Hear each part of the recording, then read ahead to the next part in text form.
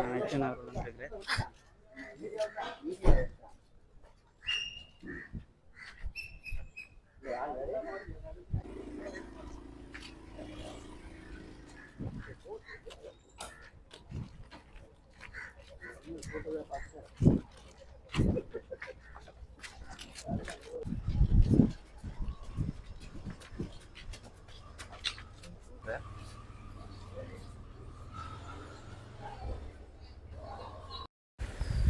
இப்போ யாழ்ப்பாணம் கச்சேரியில் டிசிசிஐ மீட்டிங்கை முடிச்சுட்டு டாக்டர் அர்ஜுனா அவர்கள் வந்தோன்றிருக்கார். கிட்டத்தட்ட 3-4 மணி நேரத்துக்கிட்ட மீட்டிங் நடந்துருந்துச்சு.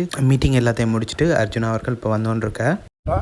அதை விளங்கி கொண்டு சப்போர்ட் பண்ணி காய்ச்சாரா தெரியாது. இங்கே யாழ்ப்பாணத்தை பொறுத்த வரைக்கும் மத்திய அரசாங்கத்தில் வேலை செய்கிற ஊழியர்கள் சம்பந்தமான முறைப்பாடுகள் இருக்குது. ஸோ தெளிவட வைத்தியசாலை மாகாண சபைக்கு இருக்க வேண்டியது.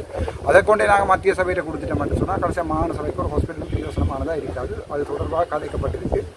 கஜேந்திரமார் அண்ணா அவருடைய கருத்தை நான் அவருக்கு விளங்கப்படுத்த சொல்லியிருக்கேன். ஒரு பாராளுமன்ற உறுப்பினருக்கு அவர் சொன்னார் ரொம்ப முடியாது இன்கொயரியே வேறையாக இருக்கும். பட் இதே மினிஸ்ட்ரிக்கு அதுக்குரிய காசை கொஞ்சம் கூட்டுவோம். காசை கூட்டுறது நெல்லம். தெல்லிப்படையில் இருக்கிற கேன்சர் ஹாஸ்பிட்டலுக்கு காசை கூட்டி அதுக்கு நர்ஸ் ஸ்டாஃபை கூட்டுறது நெல்லம். நினைக்கிறேன் கஜேந்திரமார்னாக்கா அந்த அட்மினிஸ்ட்ரேட்டிவ் பெர்ஸ்பெக்டிவ்ல சில விஷயங்கள் தெரிய நினைக்கிறேன்.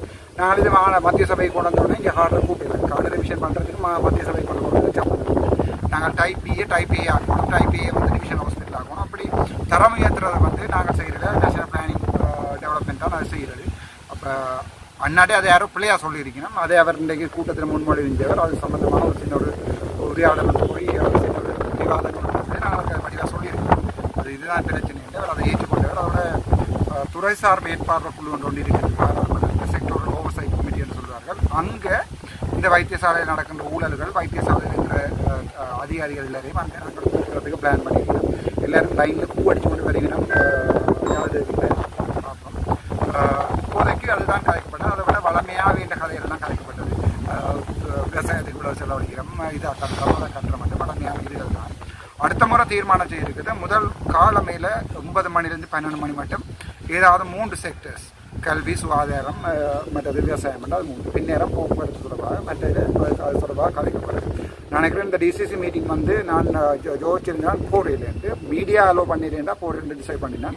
அப்புறம் இந்த விடிய காலமே கோர்ட்ஸுக்கு போயிட்டு திருப்பி வரைக்குள்ள தான் நான் பார்த்தேன்னா மீடியா அலோ பண்ணியிருக்கணும்ட்டு ரெஜினா ஹோல்ட் பண்ணி சொன்னார். ரெஜினா ஹோல்ட் பண்ணி சொன்னார் மீடியா அலோ பண்ணி. அதுக்கப்புறம் தான் நான் வந்தேன். மக்களுக்கு தெரியாமல் டிசிங்க மீட்டிங்கை வச்சு விரியோசனம் இல்லை. கிளிநொச்சியில் பிளாக் பண்ணவர். ஆனால் அமைச்சர் சந்திரசேகர் அதை ஏற்றுக்கொண்டிருக்காரு என்றால் அப்படி பிளாக் பண்ண இயலாது. அது மக்களுடைய ரைட்ஸ். என்ன நடக்கிறன்ற பார்க்குறது மக்களுடைய ரைட்ஸ். அதை பிளாக் பண்ண இயலாது.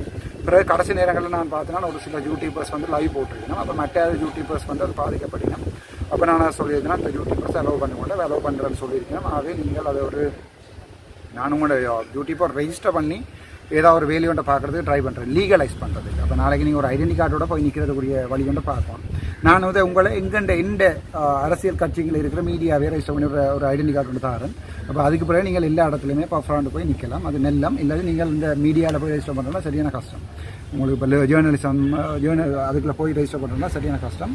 என்னை பொறுத்த வரைக்கும் இதில் இந்த வீடியோ போடுறதில் ஒரு ஆளுக்கு ஏதாவது ஒரு நல்ல லாபம் வந்தால் அது என்னை பொறுத்த வரைக்கும் சந்தோஷம். அதை விட வேறு முக்கியமான விடயங்களோட கதைக்கப்பட்டதப்பு வேறு ஒன்றுமே இல்லை. இவ்வளோ தான் கதைச்சு நான் பார்த்தேன். நான் உண்மையாக அது ஒரு பெரிய ஒரு குறைபாடு. எங்களோட சமூகத்தில் இருக்கிற பிரச்சனை மாற்றுத்திறனாளிகளை நாங்கள் பார்க்கிறதில்ல.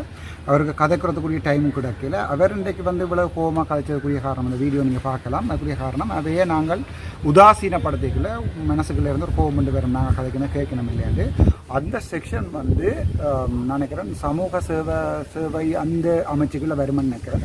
அது தொடர்பாக ஏதாவது நாங்கள் அடுத்த முறை பாராளுமன்ற பட்ஜெட்டில் ஏதாவது எடுத்து செய்து எடுக்கக்கூடிய விஷயம் பார்ப்போம். அது ஏற்கனவே 2-3 எம்பி மேலே கதைச்சவையாம் ஒரு ஆக்ஷனும் எடுக்கலையாம். ஸ்ரீதரன் ஐயாவுடையும் கழிச்சாம் வி பொன்னம்மா அவர்களை கலைஞர்களாக பொன்னம்பலத்தை கண்டாக்ட் பண்ண வரைக்கும் சரி வரையிலாம். என்னட்ட அவர்கள் ஏதாவது ஒரு முறைப்பாடு தந்திருந்தேன். நான் பாராளுமன்றத்தில் கதைச்சி டிசிசி மீட்டிங்கில் கதைச்சிருப்பேன். எனக்கு சொல்லல.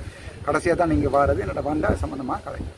மாகாணசபை தேர்தல் இப்போ நடக்கும். நான் பெரும்பாலும் எதிர்பார்க்குறேன் மாகாணசபை தேர்தல் ஒரு 2 மாதம் 3 மாதத்துக்குள்ள அறிவிப்பினம். ஆனால் அது ஷுவர் இல்லை. ஏனென்றால் மாகாணசபை தேர்தலை நடத்துகிற அளவுக்கு நாட்டினுடைய பொருளாதாரமே இல்லை. ஸோ ஆனால் அண்மையில் நான் பார்த்தேன்னா எங்களுடைய பாராளுமன்ற உறுப்பினர் கௌரவ சாணக்கியன் அவர்கள் ஒரு சிறப்பு பிரேரணை ஒன்றை போட்டிருக்கிறார். தனிப்பட்ட பிரேரணை ஒன்றை கெசட் ஒன்று போட்டிருக்கிறார். இதை நாங்கள் மாகாணசபையை நடத்த வேண்டும். ஆனால் அதில் எம்பிபி தானே ஓட் போடுறது.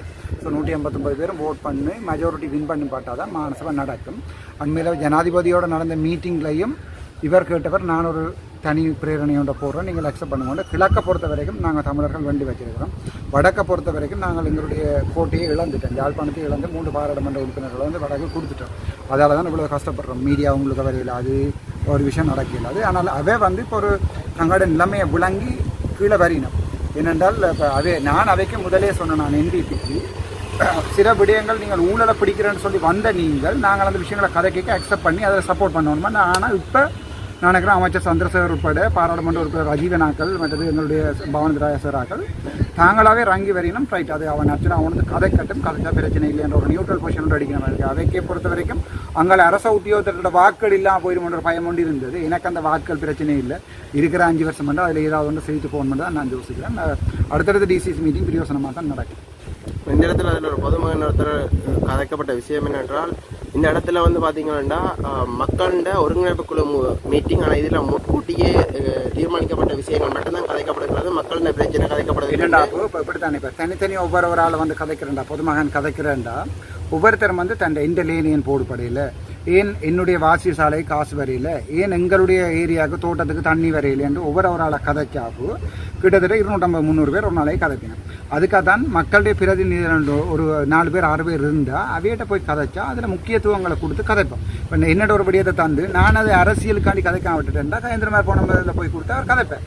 அல்லது கயந்திரமார் போனம்பலம் நானும் அந்த பழைய திட்டமிட்டா சிறுகிரன் ஐயா கதைப்பேன். அல்லது வந்து அவர் இப்போ அரசாங்க பாராளுமன்ற உறுப்பினர் அவரால் கதைப்பினோம். அதை விட்டு மக்கள் எல்லாரும் வந்திருந்து கொண்டு நாங்கள் கதைக்கிறது படி கேட்கணுமெண்டா ஒரு மீட்டிங் நடத்திடு. அது ஒரு மீட்டிங் நடத்துறதுக்கு ஒரு ஒழுங்கு முறைமையோடு இருக்குது. பாராளுமன்ற உறுப்பினர்கள் என்று சொல்லி மக்கள் பிரதிநிதிகள் இருக்கைக்குள்ள அது எங்கள்கிட்ட அதுகளை சொல்கிறது தான் நெல்லம். தனிப்பட்ட ரீதியாக அப்படி அணுகிக்கல ஒரு அரசு அதிகாரிகளும் அதை கதையை கேட்க மாட்டினோம். அது நடக்காது. இப்போ எங்கள்கிட்ட ஒரு விஷயத்தை சொல்லி நாங்கள் சொல்கிறத அதை கேட்கலைன்னா நாங்கள் அதை பாராளுமன்றத்தில் கதைப்போம். சாதாரண ஒரு ஆள் வந்திருந்து இந்த மீட்டிங்கில் கத்துறதால நடக்குமோ அதை பொதுமக்கள் வழங்கிக் கொள்ளணும். பிரச்சனை இருந்தால் எங்களுடைய எந்த ஃபோன் நம்பருக்கோ அல்லது ஏதாவது பாராளுமன்ற உறுப்பினரை அன்னைக்கு அதை கதைக்கிறவங்க தனித்தனியாக மக்கள் போய் அப்படி கதைக்க ஏறாது. மீட்டிங்கில் ஜனாதிபதியோட மீட்டிங் நடக்கிறேன்னு சொன்னால் 6000 ஜனம் இருக்குன்னா 6000 ஜனம் 6000 கோரிக்கையை வச்சா ஜனாதிபதியாக கேட்கல போகும். அது ப்ராக்டிக்கல் இல்லை. அப்போ ஒரு 6 பாராளுமன்ற உறுப்பினர் இருக்கணும்னா அந்த பாராளுமன்ற உறுப்பினர் தான் அந்த பிரச்சனை மக்களோட போய் அணுகி ஒரு ஆஃபீஸ் ஒன்றை போட்டு அங்கே இருந்து மக்களுடைய பிரச்சனை அணுகி அந்த மீட்டிங்கில் கொண்டு கதைக்கணும். அதான் பிரச்சனை. சரிதானே?